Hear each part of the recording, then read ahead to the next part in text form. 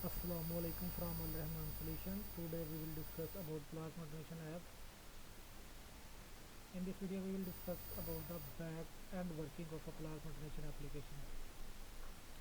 So we are starting from the sign up activity. There is a sign up activity in which we required some basic information from the user to register himself in the application. So there we define number of fields, edit text fields, which require name, email, number, address and password to register a user.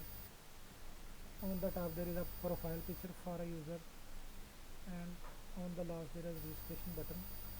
After clicking this button, the user is enabled to register himself into the application.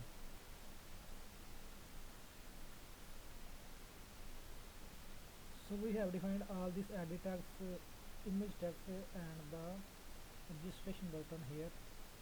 There is also a spinner which contain the blood group of the user. So let's check his front end coding, which is on XML. So converting into code.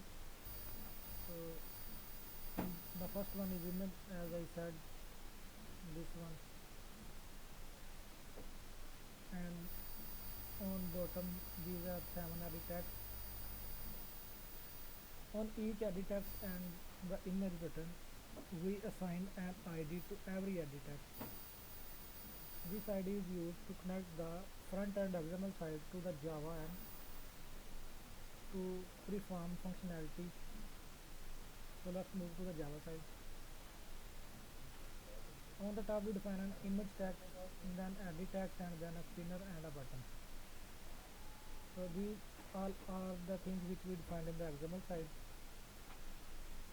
So first we discuss about these things, how we assess the XML side data on Java side. So by defining find view by ID, then the ID which we defined on the XML side is written here, so it's connect to the XML side to Java side. So we defined all these edit text and button and define and connect it to the XML side. So there is a registration button which is clickable. When we click, we set a on click. When we click, a listener is performed. And what happened in the listener, let's we check. So first there we get all the basic information which we required from the user here by defining these string variables. The name is stored here by using the connection variable which we firstly defined on the top of the activity and connect it to the XML side. So we get the data which is written by the user on text by using the name and then get text to string. The data user enter to the edit text box, we convert it into string and then store into the string variable which we defined here. As the user click the registration button or submit button, all the data he written on the edit text is stored in these variables. Then we check, we perform a check. And what the check is explaining that if any edit text is empty and the user did not return any text on the edit box, if any text is empty, just like user did not given his name, written his name or email or password, then we show them a toast message, please fill all the fields. This is our first check. This is our first check. Move onward. If all the fields are given, then the second check we use that password which is written and the confirm password which is C password is equal means if these are same, then move to next. Otherwise we show a toast message, password and confirm password are not same. Inside this, if this condition is true, then we make another condition inside this condition. If password dot length is less than 6,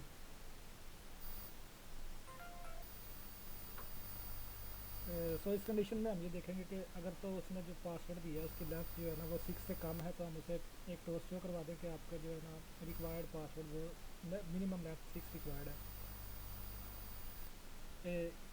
If the whole conditions are true, then we move to the main functionality, which is registration. We make a function register, and in this register function we pass 6 variables: name, email, phone number, password, blood group and address, which we जो कि आपने user से लिया है।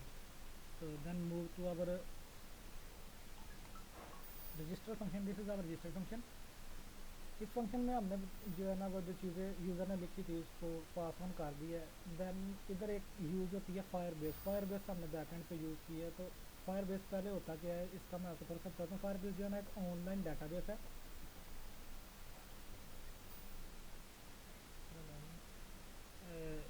So I am explaining that the Firebase is online database. इसमें जो है ना हम ऑनलाइन अपना डाटा स्टोर कर सकते हैं, रिट्रीव कर सकते हैं। तो फायरबेस को फर्स्ट तो आपको जो है ना अपने प्रोजेक्ट को उसके फायरबेस के साथ कनेक्ट करना होगा। तो ये कोई डिफ़िकल्ट काम नहीं है। ये एंड्रॉयड में ऊपर टूल्स का जो है ना एक ऑप्शन है, इस पर क्लिक करेंगे और देन क्लिक करेंगे फायरबेस पे। ये फायरबेस असिस्टेंट ओपन हो जाएगा।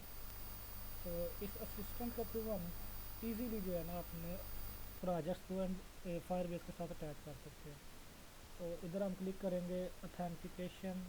तो अथेंटिकेशन पे क्लिक किया तो इस वक्त कनेक्टेड आ रहा है बिकॉज मैंने इसको ऑलरेडी कनेक्ट किया हुआ है और जो इसकी डिपेंडेंसी का वो मैंने ऐड कर दी है। लेकिन जब आप कोई नया प्रोजेक्ट में आएंगे तो उसको एडिट कर, जब भी हमने उसको फायरबेस के साथ अटैच करना है तो इधर एक वर्ड लिखा होगा, बटन होगा कनेक्ट का, उस पर क्लिक करेंगे देन वो उसको कनेक्ट कर देगा। देन नीचे लिखा होगा ऐड डिपेंडेंसी। जब आप ऐड डिपेंडेंसी पे क्लिक करोगे तो वो आपकी डिपेंडेंसी आपके प्रोजेक्ट में ऐड कर देगा और आप फायरबेस से अपना प्रोजेक्ट कनेक्ट कर लेंगे। तो मैंने इसको ऑलरेडी कनेक्ट किया है। इसको हम जो है ना क्रोम पे चेक कर लेते हैं कि ये कनेक्ट भी है या नहीं। तो ये जी हम अपना क्रोम ओपन कर लेते हैं। ये प्लाज्मा डोनेशन की एप्लीकेशन जो है ना मैंने इसके साथ अटैच की है। ये देखें इसका नेम आ रहा है प्लाज्मा डोनेशन। देन उसमें जो अब फर्स्ट जो हमारी फंक्शनैलिटी है वो है जी कि यूज़र रजिस्टर हमने करना है। तो यूज़र रजिस्टर करना है। तो रजिस्टर के लिए हमें जो बेसिक इन्फॉर्मेशन थी वो हमने ले ली है। उसके बाद फायरबेस को इसमें इम्प्लीमेंट किस तरह से करना है, इसके लिए फंक्शन यूज़ होता है फायरबेस आथ, जो यूज़र को रजिस्टर करने के लिए सिर्फ इससे सिर्फ हम सिर्फ यूज़र रजिस्टर कर सकते हैं, जैसे लॉगिन करवा सकते हैं। इसके अलावा उसका कोई भी डाटा हम यूज़ नहीं कर सकते। तो लेकिन अगर हम चाहते हैं कि उसका कोई डाटा भी हमें स्टोर करवाना है, बिलफर्ज उसका नेम स्टोर करवाना है या उसका ब्लड ग्रुप स्टोर करवाना है, तो उसके लिए यूज़ होता है फायरबेस डाटाबेस। और देन एक रेफरेंस के तौर पर डाटाबेस का एक रेफरेंस मीन के आप डाटाबेस का एक नाम रख लेते हैं, ठीक है, उसका एक रेफरेंस क्रिएट करते हैं तो उसके साथ एक डाटाबेस रेफरेंस को हम यूज़ करते हैं। और जो फायरबेस स्टोरेज है, फायरबेस स्टोरेज में हम जो अपनी इमेजेस या वीडियोज़ है उसको स्टोर करते हैं। उसका भी सेम तरीका है। फायरबेस स्टोरेज लिखेंगे देन उसका एक वेरिएबल बनाएंगे और स्टोरेज रेफरेंस एक इसका रेफरेंस क्रिएट करेंगे और उसका एक रेफरेंस बना लेंगे। उसको भी सेम इसी तरीके से ऐड करना है। असिस्टेंट पे आए तो फर्स्ट पे था अथेंटिकेशन। अथेंटिकेशन मीन्स के जो आपने यूज़र लॉगिन करवाना है या लॉग आउट करवाना है। देन उसके बाद रियल टाइम डाटाबेस जिसमें हम अपने टेक्स्ट का डाटा स्टोर करते हैं। तो ये भी ऑलरेडी कनेक्टेड है, इसकी डिपेंडेंसी एडिड है। उसके बाद था जी इमेजेस के लिए यूज़ होता है हमारे पास फायरबेस स्टोरेज। तो उसको कहते हैं जी क्लाउड स्टोरेज फॉर फायरबेस, ठीक है। इसमें इमेजेस ये देखें उन्होंने साथ में शो भी करवाया हुआ है कि इमेजेस वगैरह को स्टोर करने के लिए। इसको भी चेक कर लेते हैं। तो ये ऑलरेडी कनेक्टेड है। So now move onward. ये वेरिएबल्स हमने डिफाइन कर लिए। देन उसके बाद आथ का वेरिएबल लिखा फायरबेस डॉट गेट इंस्टेंस। तो ये उसने इंस्टेंस एक क्रिएट कर दिया, मतलब कि उसका एक कनेक्शन बना दिया कि इधर जो है ना आप यूज़र अपना रजिस्टर कर सकते हैं। उसके बाद नीचे फायरबेस का भी गेट इंस्टेंस किया। उसके बाद गेट रेफरेंस कर लिया। स्टोरेज का भी फायरबेस स्टोरेज किया, उसका इंस्टेंस हासिल किया। देन उसके बाद उसका रेफरेंस हासिल कर लिया। Now move onward. जैसे हमारा फंक्शन कॉल होगा रजिस्टर का, उस पर हम आथ की फंक्शनैलिटी फर्स्ट यूज़ करेंगे। जस्ट आथ लिखेंगे देन डॉट लिखेंगे create user with email and password. तो ईमेल और पासवर्ड के साथ एक यूज़र को रजिस्टर कर दें। तो उसमें जो हमने यूज़र ने हमें ईमेल प्रोवाइड की थी, जो हमने पास ऑन की थी, उसको हम इधर पास ऑन कर देंगे email and then password. Add on complete listener लगवाया इसके ऊपर कि अगर तो यूज़र ऐड हो जाता है तो जैसे ही वो ऐड होगा तो एक जो है ना इस तरह का फंक्शन ऑन कंप्लीट का एक फंक्शन जो है ना वो क्रिएट हो जाएगा ऑटोमेटिकली। इसके अंदर एक टास्क का वेरिएबल होगा, इसको चेक करेंगे टास्क, इफ़ टास्क सक्सेसफुल है तो देन हम अपना नेक्स्ट वर्क कर सकें। अगर सक्सेसफुल नहीं है, ये इफ़ वाली कंडीशन है, इसमें एल्स वाली चेक कर लेते हैं। एल्स में लिखा है कि अगर टास्क कंप्लीटेड है तो इसके अंदर वाली फंक्शनैलिटी होगी, और लिखा है कि नई फंक्शन यूज़र रजिस्टर नहीं हुआ then just we are showing a message you are not registered. इसको एक्सपेंड कर लेते हैं। देन उसके बाद हमें जो यूज़र से डाटा लिया था, लाइक उसका यूज़र नेम लिया था, उसका नंबर लिया था, ब्लड ग्रुप लिया था, एड्रेस लिया था, उन सब को हमने किसी डाटाबेस में स्टोर भी तो करना है ना, किसी जगह पे स्टोर भी करना है।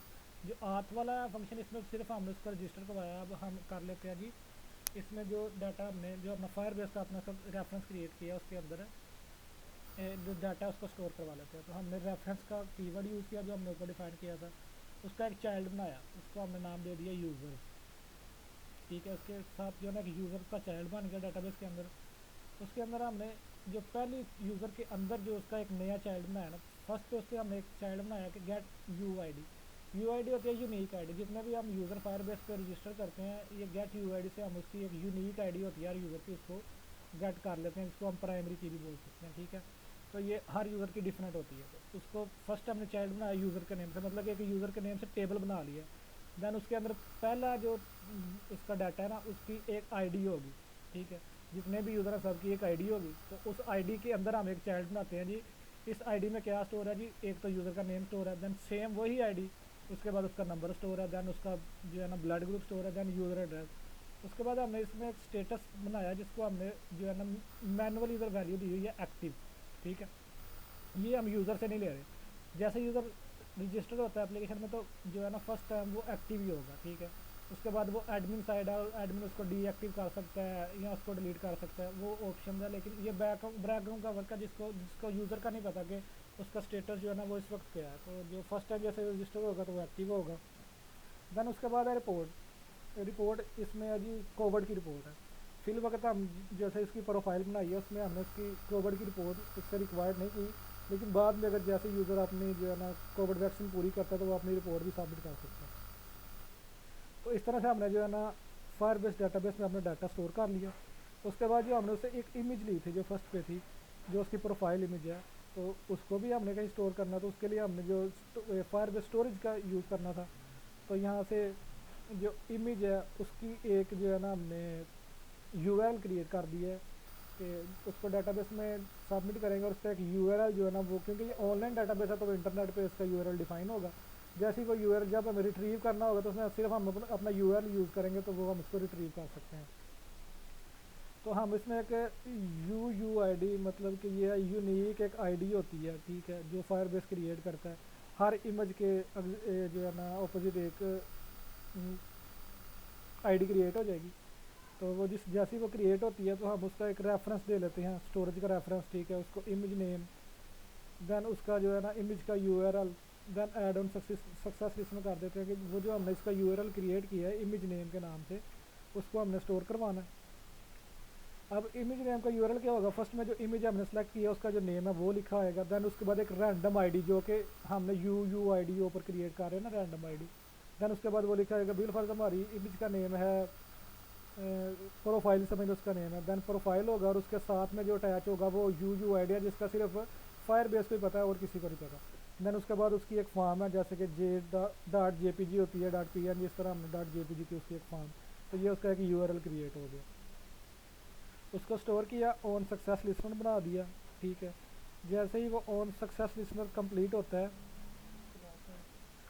जैसे ही उसका सक्सेस लिस्टनर कंप्लीट होगा तो हम उसकी जो यूआरएल जो है ना, जो उसका यूआरएल था उसको एक वेरिएबल में स्टोर कर लेंगे, जो फाइल यूआरएल के नेम से हमने स्टोर कर लिया। और उसी यूज़र में चाइल्ड डॉट यूज़र जो ऊपर टेबल बनाया था यूज़र का, उसके अंदर जो यूज़र की हम आईडी गेट कर रहे हैं, देन उसकी एक इमेज भी उसके अंदर, सिर्फ इमेज का यूआरएल उसके अंदर स्टोर कर रहे हैं कि कंप्लीट इमेज है वो फायर स्टोरेज में है, लेकिन जो उसका यूआरएल है वो डाटाबेस स्टोरेज में, फायरबेस डाटाबेस में है। ठीक है, उसकी वैल्यू सेट कर दी है। ठीक है, और इसका ऐड ऑन सक्सेसफुली में इस पर भी लगा दिया है कि जैसे ही ये इमेज भी स्टोर हो जाती है डाटा के अंदर, उसी के यूज़र के डाटा के अंदर स्टोर होती है तो एक मैसेज शो करवा दो यू आर रजिस्टर्ड। तो ये हमारा साइन अप वाला जो साइड थी वो कंप्लीट हुई।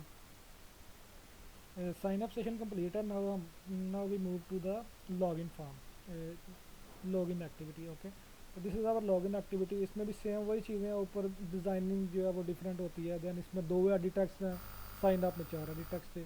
ठीक है, उसके बाद एक लॉगिन का बटन लगा हुआ है एज इट इज़, जैसे साइन अप में रजिस्ट्रेशन का बटन लगा हुआ था। तो इसकी कोडिंग पे चले जाते हैं। इसमें भी सेम वही एक आईडी डिफाइन किया है, जो हर एडिट टेक्स्ट है उसकी एक आईडी है। ठीक है, इसकी जावा साइड पे चलते हैं। जावा साइड पे आए तो फर्स्टली हमने जो थे ना अपने दोनों एडिट टेक्स्ट, वो ये एडिट टेक्स्ट डिफाइन कर दिए, बटन डिफाइन कर दिए। ठीक है, ऊपर वो फायर बेस का जो हमने रेफरेंस लिए जो थे ना क्रिएट कर लिए हैं जी। ये जो है ना रेफरेंस, क्योंकि हमने फायर बेस इसमें यूज़ करनी है क्योंकि हमारा डाटा फायर बेस पे ही है। तो ये फाइंड व्यू बाय आईडी से जो है ना हमने अपने एडिट टेक्स्ट को इनिशियलाइज कर लिया, और देन गेट इंस्टेंस सेम उसी तरीके से गेट रेफरेंस के थ्रू हमने अपनी डाटाबेस और स्टोरेज का रेफरेंस ले लिया। अब लॉगिन के वक्त यूज़र अपनी ईमेल और पासवर्ड प्रोवाइड करेगा। अगर तो उसमें से एक भी फील्ड एम्प्टी है तो हम जो है ना उसे फर्स्टली एसएमएस शो कराएंगे, please all fill all the field. उसके बाद एक लॉगिन का फंक्शन बनाया हुआ है। लॉगिन के फंक्शन पे आथ का जो ऊपर वेरिएबल बनाया था फायरबेस आथ के थ्रू, ठीक है, उसका dot sign in with email and password. उधर था create user with email and password, इधर है simply sign in with email and password. Email और पासवर्ड प्रोवाइड कर दिया। देन इसकी बैक एंड की अपनी फंक्शनैलिटी है, इसमें खुद ही उसको परफॉर्म करना है कि जो है ना ये डाटाबेस में आया या नहीं। तो हमें सिर्फ एंड पे एक रिज़ल्ट मिलेगा कि अगर टास्क सक्सेसफुल है तो हम उसको रजिस्टर कर देंगे, अगर अनसक्सेसफुल है तो हम उसे शो करवा देंगे योर ईमेल और पासवर्ड ज़रूर। सो जैसे ही उसने ऐड ऑन कंप्लीट लिस्नर किया, उसके बाद हमने चेक लगा दिया सक्सेसफुल, टास्क इज सक्सेसफुल, तो ये शो करवा दो। अदरवाइज जो है ना उसकी एल्स फॉर्म में क्या है जी, ईमेल और पासवर्ड इज रॉन्ग है। एक्सप्लेन कर लेते हैं दोबारा इसे। इसमें एक चेक लगाया हुआ है क्योंकि इसमें एक एडमिन साइड है और एक यूज़र साइड है। तो चेक लगाया हुआ है कि अगर ईमेल और पासवर्ड ये है, ईमेल ये admin@gmail.com है, पासवर्ड ये है, तो देन हमें होम वाली एक्टिविटी पर मूव करो जो कि एडमिन की है। अदरवाइज अगर वो इसके साथ मैच नहीं कर रहा तो एल्स में आ जाते हैं। ठीक है, उसके उसके अंदर फर्स्ट पे जो हमें, क्योंकि यूज़र और ईमेल पे मैच किया है तो वो टास्क सक्सेसफुल में एंटर होगा। तो उसमें हम जो है ना यूज़र की एक आईडी जो होती है, जो कि यूनिक एक आईडी होती है, जो सा भी यूज़र है उसकी जो यूनिक आईडी है उसको हमने यूज़र डॉट गेट आईडी से उसकी यूनिक आईडी को एक की के अंदर स्टोर कर लिया। ठीक है, इस की को यूज़ करते हैं, अपना जो यूज़र का टेबल है उसके अंदर इस की को चेक कर लेते हैं जो हमने स्टोर करवाई है। डॉट चाइल्ड की dot add value event listener. Add value event listener use होता है कि इस की के अगेंस्ट कोई डाटा हमारे पास मौजूद है। हर जैसे कोई भी यूज़र रजिस्टर होगा तो उसकी एक की होगी, उसके अंदर उसका नेम, यूज़र नेम सब होगा। तो वो ऐड वैल्यू इवेंट लिस्नर लगाएंगे तो उसका जितना भी डाटा है ना वो हमें शो हो जाएगा।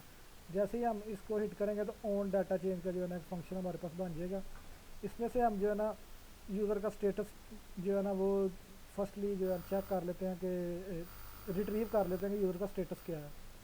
रिट्रीव करने का क्या तरीका है, ये स्नैपशॉट का जो एक वेरिएबल हमें मिला है इसको लिखना है। उसके बाद डॉट चाइल्ड स्टेटस जो उसका टेबल में कॉलम का नेम था, देन उसके बाद उसकी वैल्यू डॉट टू स्ट्रिंग, जो वैल्यू है उसको हम स्ट्रिंग में हासिल करके स्टेटस में जो है ना वो सेव कर दिया। अगर अब हम चेक करते हैं स्टेटस डॉट इक्वल डिलीटेड, क्योंकि एडमिन जो है ना वो यूज़र को डिलीट भी कर सकता है, ब्लॉक भी कर सकता है, और जो यूज़र एक्टिव भी है। अगर तो स्टेटस डिलीट है तो उसको मैसेज शो करवा देंगे योर अकाउंट डिलीटेड। अगर वो ब्लॉक्ड है तो उसे मैसेज शो करवा दें कि ब्लॉक्ड है, sorry this is spelling mistake, I just written here block. ठीक है, और एल्स में क्या है जी कि अगर वो एक्टिव है तो उसको मूव करवा दें यूज़र की होम एक्टिविटी पे। तो यूज़र की होम एक्टिविटी पे चलते हैं। अब ये हमारी यूज़र की होम एक्टिविटी की जावा साइड है। इसकी पहले जो है ना फ्रंट साइड देख लेते हैं।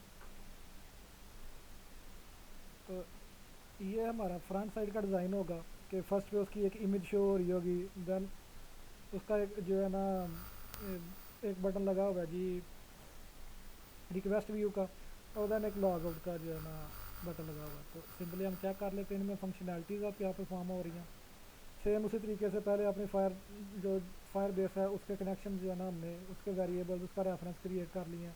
Then image name, string name, user name, मतलब कि इसमें हम स्टोर करवाएंगे ना कौन सा यूज़र एंटर होगा, इसमें उसका नेम स्टोर कर लेंगे। दैन जो 2 बटन डिफाइन थे, ठीक है, तो इनको हमने एक नाम दे दिया BTN आउट यानी कि लॉग आउट के लिए, और BTN व्यू जो कि अगर किसी को कोई रिक्वेस्ट आई है तो उसको चेक कर ले। फायरबेस के इंस्टेंस जो है ना वो हमने कॉल कर लिए इधर। देन उसके बाद जो है ना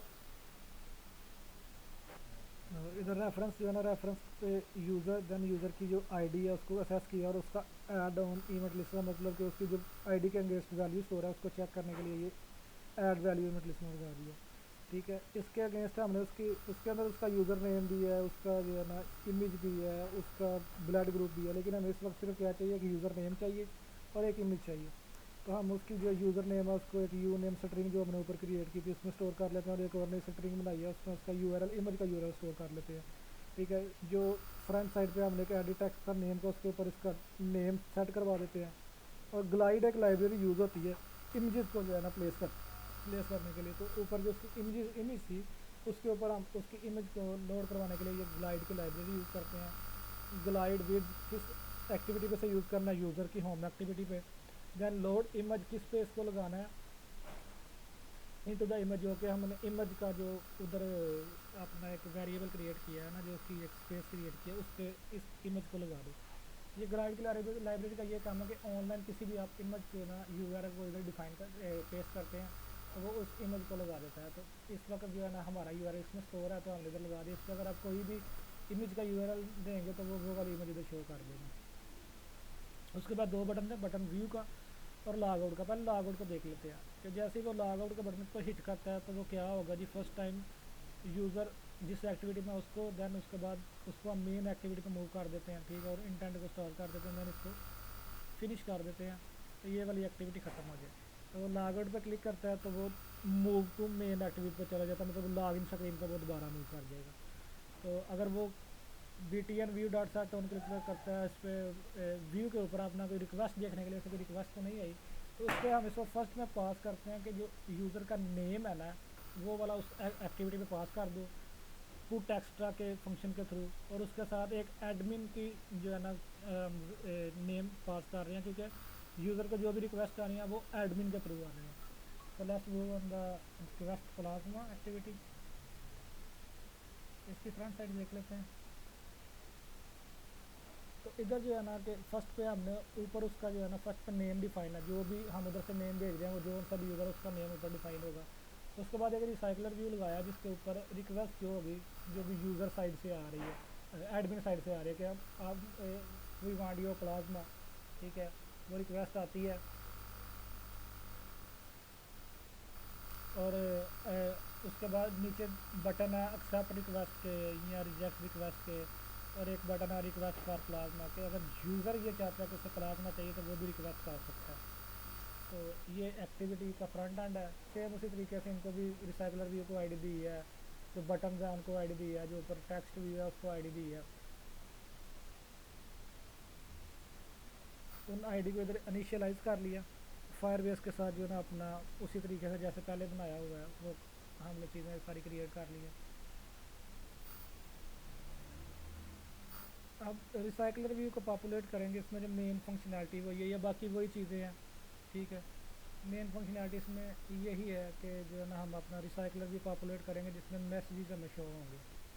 तो इधर जो मेन चीज़ थी वो ये थी कि हमने मैसेज शो करवाने से अगर यूज़र साइड से कोई रिक्वेस्ट आती है या हम कोई रिक्वेस्ट जनरेट करते हैं तो फर्स्टली जो है ना जैसे कि हम रिक्वेस्ट क्रिएट करेंगे तो हमें जाना चाहिए, हमारा नेम जाना चाहिए कि इस बंदे ने रिक्वेस्ट जनरेट की है। उसके लिए हमने ये जो है ना एक ऐड वैल्यू मतलब इसमें लगाया जिससे हमने उसका यूज़र का नेम और उसका नंबर ले लिया। अगर यूज़र एक्सेप्ट करता है कि मैं अवेलेबल हूँ तो देन उसको नंबर भी हम साथ में भेज देते हैं कि ये इसका नंबर है, इसके साथ कॉन्टैक्ट कर लो। अब गेट मैसेज का एक फंक्शन है, इस पर चलते हैं, इस पर क्या फंक्शनैलिटी है। तो फर्स्टली जो है ना इस पर मैसेज डेटाबेस में स्टोर करवाए हैं तो वही रेफरेंस का यूज़ किया, एक मैसेज का डाटा एक टेबल बना लिया। उसके अंदर एक यूज़र का नेम मतलब कि जो सा यूज़र इस वक्त लॉगिन है वो वाला, और देन चाइल्ड एक और नेम हमने क्रिएट किया, ये एडमिन वाला जो हमने पास किया था क्योंकि एडमिन को इसमें रिक्वेस्ट करनी है। ये दो नेम हमने पास कर दिए। तो इसके अंदर जो है एक मैसेज का एक मॉडल क्रिएट किया होगा। ठीक है, इसकी एक फ़ाइल है मॉडल की, मैसेज मॉडल के नेम से मैसेज मॉडल। तो इस मॉडल में हमें दो चीज़ें हैं, एक मैसेज है और एक है फ्राम, ये मतलब किसकी तरफ से मैसेज आया, ये दो चीज़ें इसमें मॉडल में डिफाइन की हुई हैं। तो दोबारा इस पर चले जाते हैं। तो इस क्लास की जो वैल्यूज़ हैं उसमें दो वैल्यूज़ हैं, ठीक है। उसको एक बार लिस्ट डिफाइन की थी, उसके अंदर ये वैल्यूज़ हम स्टोर कर लेते हैं उस लिस्ट के अंदर। तो ये वैल्यूज़ आ कहाँ से आएंगे, ये जो मैसेज में हम वैल्यू स्टोर करते हैं ना, वो करते हैं किस तरह से, वो मैं एक्सप्लेन करता हूँ पहले, देन इस पर हम आते हैं। जैसे यूज़र कोई बटन करता है कि फर्स्टली जो बटन है वो है जी BTN सेंड, ठीक है। जैसे ही हिट होता है button BTN dot set on click list में, ठीक है। तो सेंड का बटन जैसे ही हिट करता है, तो अगर तो यूज़र का जो नेम है वो एडमिन है, मतलब एडमिन लॉगिन है, तो मैसेज चला जाए need your plasma are you available, ठीक है। दैन वो सेंड मैसेज कर दिया, ये फंक्शनैलिटी है सेंड मैसेज की इसका, ठीक है। इसमें क्या है जी, वो रेफरेंस के अंदर एक मैसेज का बनाया हुआ है, देन उसके अंदर यूज़र नेम है, उसका चला जाएगा कि जी किसने किया है, देन एडमिन नेम और then push notification then get key, ठीक है। तो मैसेज के अंदर जो डाटा है वो चला जाएगा इस फंक्शन के थ्रू। तो उससे एक हिस्ट्री भी क्रिएट कर रहा है कि कितनी रिक्वेस्ट एक यूज़र की तरफ से जनरेट हो रही है। तो दैन उसके अंदर जो मैसेज है, मैसेज क्या है कि आपका क्लास में चाहिए या क्लास में रिक्वेस्ट कर रहे हैं, तो दोनों मैसेज है उनको एक हैश मैप में हमने यूज़ कर लिया, और उस हैश मैप को हमने मैसेज के टेबल में user name then admin name और देन एक की वैल्यू जो थी, इन दोनों की की वैल्यू हमने निकाली थी, उसमें इसको स्टोर कर दिया ताकि ये बोथ साइड पे अवेलेबल हो। उसके आगे एक ऐड ऑन क्लिक इसमें बता दिया कि अगर ये मैसेज डिलीवर हो जाता है तो उसके क्लिक पे एक जो है ना आप हिस्ट्री का टेबल क्रिएट करें मैसेज का, और उसके अंदर वैल्यू स्टोर करवा दें जो मैसेज ऊपर से हमने सेंड किया था कि नीड योर क्लास में वाला। मूव करते हैं उसी के ऊपर।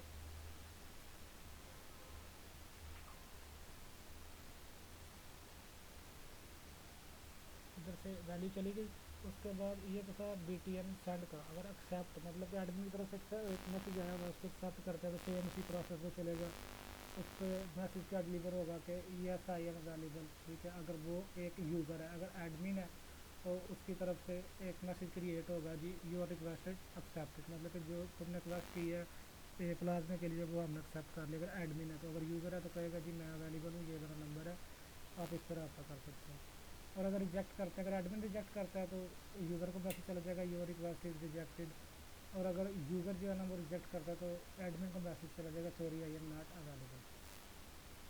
तो इसमें जो मैसेज मैं आपको दिखा रहा था कि ये सारे मैसेज जो भी डिलीवर्ड हुए हैं वो उनकी एक डाटाबेस है, मैसेज की टेबल है, उसमें से हम मैसेज अब शो किस तरह से करवा रहे हैं। पहले तो एक मॉडल है, उसके थ्रू जो है ना हम एक लिस्ट में सारा डाटा ऐड कर रहे हैं, मतलब जो मैसेज के टेबल में डाटा है वो हम एक लिस्ट में ऐड कर रहे हैं, ठीक है। और वो लिस्ट का जो टाइप है वो हमारी मॉडल की टाइप है, जिसमें हमने एक मैसेज और किसकी तरफ से आया वो दो चीज़ें डिफाइन की हैं, ठीक है। उसके बाद इसका जो है ना रिसाइकलर व्यू को पॉपुलेट करने के लिए एक मॉडल यूज़ होता है, जो कि मैंने बता दिया मैसेज मॉडल, एक अडाप्टर यूज़ होता है। तो अडाप्टर जो है ना उसकी फंक्शनैलिटी को हम चेक कर लेते हैं जी। हमने M message adapter dot notified data set change, जैसे ही कोई नया डाटा उसको डिलीवर होता है तो वो उससे नोटिफाई कर देगा रन टाइम पे कि जी नया डाटा आया, कोई नई रिक्वेस्ट जनरेट हुई है, तो वो डाटा उस हिसाब से चेंज कर देगा, ठीक है। इधर नीचे कुछ कंडीशनें लगाई हैं, जो हमारे लिस्ट का साइज़ है ना, अगर उसमें एक मैसेज है तो वो बीटियाँ रिजेक्ट और एक्सेप्ट के बटन है उनको हमने हाइड और शो किया हुआ है कि अगर यूज़र रिक्वेस्ट पहले कर देता है जी, एक टाइम एक रिक्वेस्ट ही कर सकता है कि भाई मुझे ये चीज़ चाहिए, ये वाला ब्लड ग्रुप चाहिए, ठीक है। उसी टाइम वो दूसरी रिक्वेस्ट नहीं कर सकता जब तक उसका रिजेक्ट या एक्सेप्ट ना हो जाए, ठीक है। जैसे ही वो रिजेक्ट या एक्सेप्ट होगी, फर्स्टली जब क्रिएट होगा तो उसकी एक लेंथ हो जाएगी, ठीक है। लेंथ की जो जीरो से स्टार्ट होती है, लैंग्वेज में इंडेक्स जो है वो जीरो से स्टार्ट होता है, तो जीरो के वन कंसिडर किया जाएगा। तो हम कहते हैं कि अगर तो वन है तो ये सेंड वाला बटन जो है ना, मतलब अगर यूज़र ने ऑलरेडी एक क्लिक कर दिया हुआ है या एडमिन ने क्लिक किया सेंड वाला बटन, तो सेंड वाला बटन को गोन कर दो क्योंकि रिक्वेस्ट क्रिएट हो चुकी है, ठीक है। अगर तो वन है तो इसको गोन कर दो सेंड वाले बटन को। अगर ज़ीरो का मतलब वन है तो वन का मतलब इसमें टू होगा, तो ऐसे अगर टू है तो दूसरे बटन को हम ईजीली कर देंगे। और अगर साइज़ वन से ग्रेटर है तो वो जो बोथ बटन है ना वो मतलब कि सेंड और रिजेक्ट एक्सेप्ट वाले सारे गोन कर देंगे। तो उसको एक उसके में एक बटन जो है ना उसको विजिबल से रखेंगे क्लियर वाले बटन को, जैसे वो क्लियर वाले बटन पे क्लिक करेगा तो क्लियर वाला ऑन हो जाएगा और बाकी बटन शो होना शुरू हो जाएंगे। तो जो इसमें अडाप्टर है, अडाप्टर में अब जो है ना हम अपनी जो एक्टिविटी डिज़ाइन करते हैं, जो साइक्लर भी है उसको पॉपुलेट किस तरह से करना है। जैसे कि ये है कि हम एक यूज़र है, हम मैसेज करते हैं तो हमारा मैसेज राइट साइड पे शो हो और एडमिन वाला मैसेज लेफ़्ट साइड पे शो हो। तो इसका जो डिज़ाइन करते हैं ना उसके लिए, क्योंकि ये दो चीज़ें हो जाएंगी इसमें, एक राइट तरफ शो करने वाला, एक लेफ़्ट की तरफ शो करने वाला, और अडाप्टर के थ्रू जो है ना वो पॉपुलेट करते हैं। तो हम चेक कर लेते हैं कि जो राइट साइड की तरफ से गया वो हमारी तरफ से है, उसको सेंड हम रख लेते हैं कि जी वो उसकी जो नेम है वो सेंड है, और जो रिसीव एडमिन साइड से उसको हम रिसीव का एक जो है ना वेरिएबल उसका क्रिएट कर लेते हैं इंटीजर टाइप का।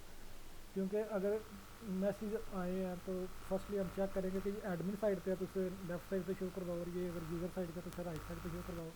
तो उसके लिए कंडीशन लगेगी सेंड और रिसीव की। ठीक है, इसमें जो है फर्स्टली हम जो चीज़ें डिफाइन करते हैं उसमें एक लिस्ट है, जो मैसेज की लिस्ट बना रहे थे उसको हमने इधर पास ऑन कर दिया, और एक कॉन्टेक्स्ट है, कॉन्टेक्स्ट मीन के इसको अडाप्टर को किस जगह से कॉल किया जा रहा है, तो वो लिस्ट और किस जगह से कॉल किया जा रहा है वो इधर आ जाएंगी। देन उसके बाद यूज़र नेम भी इधर हम उसका भेज देंगे, कौन सा यूज़र है ये वाला, मतलब कि डिफरेंट यूज़र है, 3 4 यूज़र है, तो अहमद है, अली है, अहमद है तो उसका नेम इधर आएगा, अली है तो उसका नेम, जैसे ही वो ओपन करेगा तो उसके साथ नेम से होगा कि तुम ये वाला यूज़र हो। देन ये चीज़ें हमें रिक्वायर्ड होती हैं एक्टिविटी से, जैसे ये चीज़ें हमें मिलती हैं तो उसके बाद जो है ना एक